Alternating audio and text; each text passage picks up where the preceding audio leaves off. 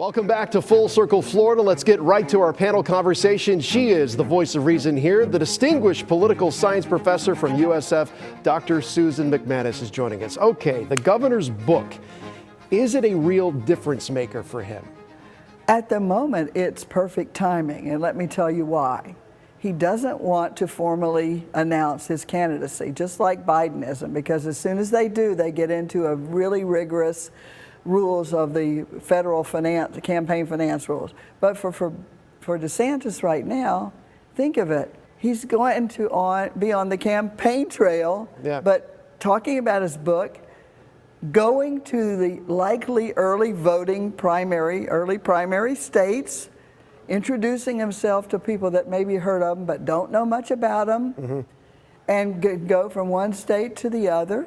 And it's actually a path that many presidential candidates have taken. Right, I feel like this is the preview or the prelude to a presidential run. We know the movie's coming out, and now we're seeing the preview. It's just a matter of time. But is DeSantis ready to run? Is he prepared? Does he know how to work a room? Can he do the handshake retail politics, put on the charm offensive, and really win over voters? Or does he actually think he's going to win or embark on this campaign by lecturing everyone, ginning up this fear over wokeism? Well, let's talk first of all about charisma. A lot has been written about the fact that he isn't particularly good at the handshaking and whatever that so many candidates are. I'm told his wife is helping him, that he's getting better. I haven't seen it personally, but going to these little book tours where you interface with people, that will help. But it is something that obviously he has to work at compared to other people.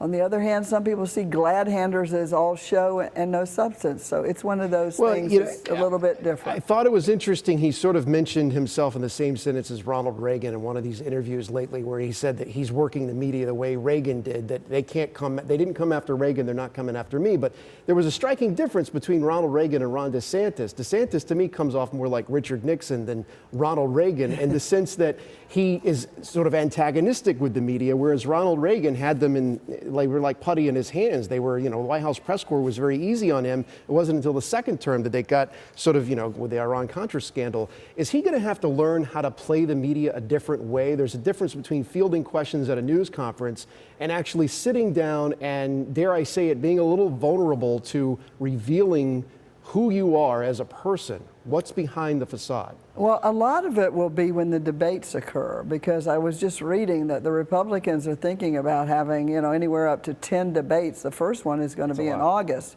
And there, they will be questioned by a panel of reporters and journalists and so debates forth. are important again. They have been, and for Floridians, it often shows up in exit polls that a lot more Floridians say that these debates matter than in some other places. Who benefits in a crowded stage like that? Because last time it was Donald Trump. He slayed everyone up there, and I think people are waiting to see how DeSantis is going to have to finally throw a punch against Trump if he's going to survive this thing. Well, we are just waiting for the day that he does really go on the offensive. Right now, he's just letting things lie.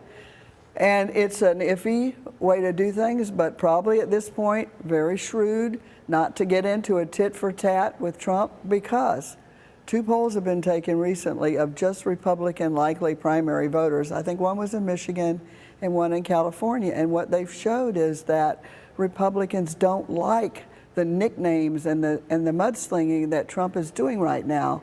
And so it's a little bit iffy on both of their sides. But one thing is for sure, the book tour will make it much more likely that the press, the Democrats, and Donald Trump will go after DeSantis more. He's got this book. He talks a lot about going after so-called woke culture, Disney, education, as we know. He's figuring out how to influence that in Florida, corporate culture. Is DeSantis a new kind of Republican who thinks government is the answer? Because the Republican playbook of the past has been less government, hands off.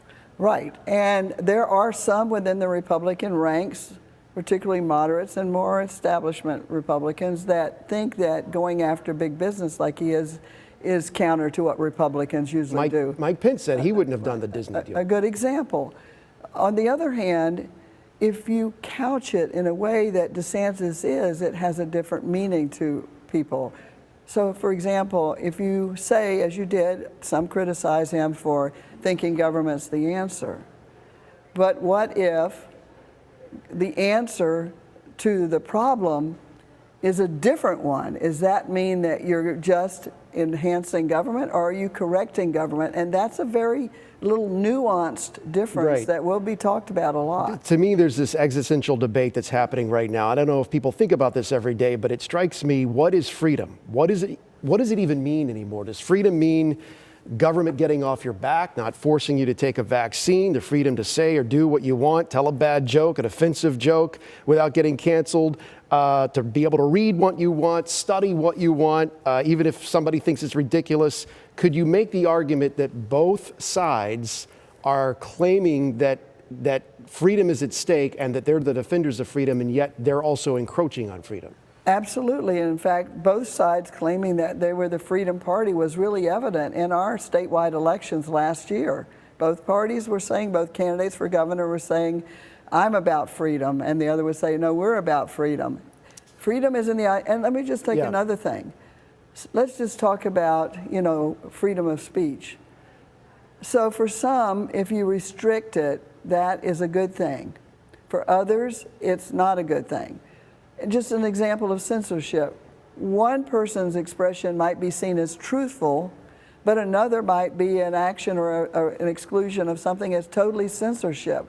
We're not on the same page with the semantics right now. I got about a minute left. Is Biden too old to run? Are the Democrats downplaying that too much? Should they be cultivating another candidate waiting in the wings? There's a lot of talk that they may be closing out the possibility of anyone else stepping in should something happen to Biden, because you have to get money, organization, get on all these ballots in all the states, and right now Biden is not announcing, but he's assuming everyone they won't campaign against him. Dr. Susan Macmanus, thank you for being here this week to help us sort through all of it. Next year on Full Circle Florida, our last word from a reporter on the front lines.